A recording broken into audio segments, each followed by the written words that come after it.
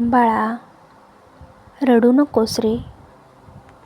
किती दिवस स्वतःला एकांतात कोंडून रडणार आहेस? कोणाकोणाजवळ आपले दुःख सांगून थकलास ना? जेव्हा सगळे मार्ग बंद होतात, जेव्हा विश्वास ठेवलेली माणसं सुद्धा पाठ फिरवतात, तेव्हा वाटतं की आता सगळं काही संपलं. पण नाही बाळा, ज्या माऊलीने तुला जन्माला घातलंय तिच्यापेक्षाही जास्त काळजी मला तुझी आहे. हे जे आसू तुझ्या डोळ्यातून घळाघळा वाहत आहेत ना, ते मी पाहतोय. पण आज तुला शब्द देतो, बस, खूप सहन केलंस. आता तुझे हे रडण्याचे दिवस संपले. येत्या गुरुपौर्णिमेपासून, होय, याच गुरुपौर्णिमेपासून तुझे संपूर्ण दिवस सुरू होणार आहेत. सुवर्ण दिवस. हा माझा तुला शब्द आहे. माझ्या लाडक्या बाळा, अनेक रात्री तू झोपलेला नाहीस. अंथरुणावर पडून फक्त छताकडे बघत विचार करत असतोस की माझं काय चुकलं. मी तर कधीच कोणाचं वाईट केलं नाही. मग माझ्याच नशिबात एवढ्या अडचणी का? कधी पैशांची नड, कधी आरोग्याची चिंता, तर कधी हक्काच्या माणसांनी केलेला विश्वासघात. या सगळ्या चक्रव्यूहातून तू अडकला आहेस. तुला वाटते की स्वामींना माझी हाक ऐकू येत नाहीये. पण बाळा, जेव्हा तू संकटात असतोस तेव्हा मी तुझ्यापासून दूर नसतो,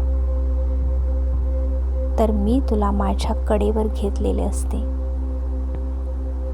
म्हणूनच आजवर एवढी वादळं येऊनही तू पूर्ण कोलमडला नाहीस. तू अजूनही उभा आहेस. हा जो काळ गेला ना, ती तुझी परीक्षा होती. सोनं आगीत भाजल्याशिवाय त्याला चकाकी येत नाही. तसेच तुझ्या आयुष्यातील हे दुःख तुला खंबीर बनवण्यासाठी होते. पण आता तुझी परीक्षा संपली आहे. निसर्गाचा नियम आहे, घोर अंधारानंतरच प्रकाशाची सोनेरी पहाट होते. तुझ्या आयुष्यातील ती पहाट म्हणजे ही येणारी गुरुपौर्णिमा.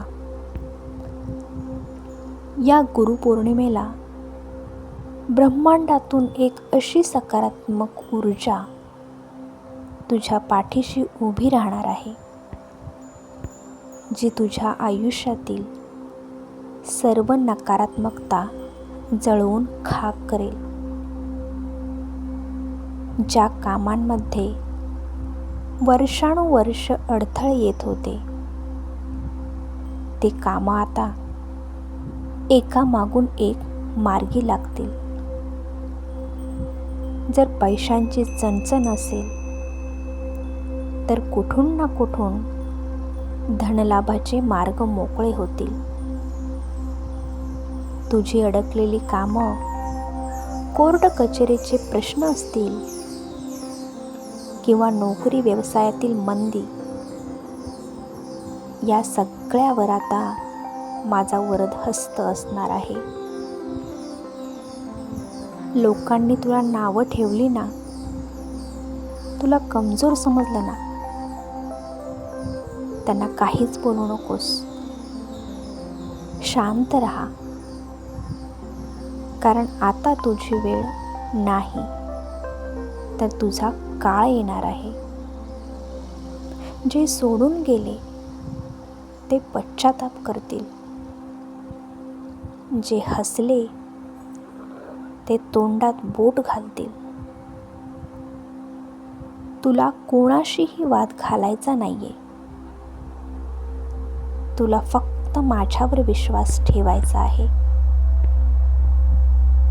बाळा, चांगले दिवस येणार आहेत. याचा अर्थ असा नाही की आपण हात जोडून फक्त बसून राहायचे. गुरुपौर्णिमेपासून तुला स्वतःमध्ये एक छोटासा बदल करायचा आहे. रोज सकाळी उठल्यावर आधी कृतज्ञता व्यक्त कर. मनात कोणताही सूड किंवा द्वेष ठेवू नकोस. ज्यांनी तुला त्रास दिला त्यांना मनातल्या मनात माफ कर आणि माझ्या चरणी सोडून दे. रात्री झोपताना फक्त एकच गोष्ट लक्षात ठेव. भिवू नकोस, मी तुझ्या पाठीशी आहे. हा केवळ मंत्र नाही, हे माझे वचन आहे.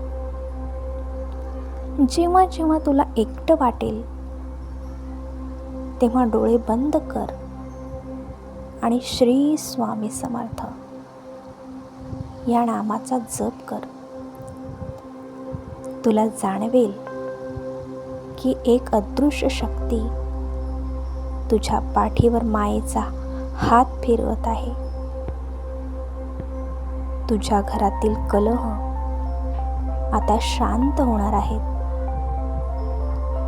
ज्या आजारपणाने तुला ग्रासले होते त्यात आता सुधारणा होणार आहे. तुझ्या मुलांची, तुझ्या कुटुंबाचे रक्षण करण्याची जबाबदारी माझी आहे. तू फक्त तुझे कर्म प्रामाणिकपणे करत राहा. म्हणूनच सांगतोय बाळा, आता डोळे पुस. चेहऱ्यावर एक छानसं हसू आण. कारण तुझ्या नवीन आयुष्याची सुरुवात होत आहे. ही गुरुपौर्णिमा तुझ्या नशिबाचे बंद कुलूप उघडणारी ठरणार आहे. तुझ्या कष्टाचे चीज होणार आहे. माझा हा संदेश तुझ्यापर्यंत सहज पोहोचलेला नाही. यामागे माझीच इच्छा आहे. जर तुला माझ्यावर विश्वास असेल तर कमेंटमध्ये होय स्वामी, माझा तुमच्यावर पूर्ण विश्वास आहे किंवा श्री स्वामी समर्थ लिहून तुझी चिंता माझ्या चरणी अर्पण कर. लक्षात ठेव, तू एकटा नाहीस.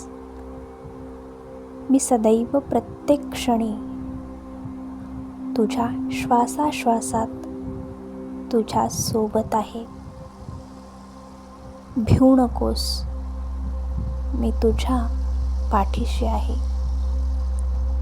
श्री स्वामी समर्थ. जय जय स्वामी समर्थ.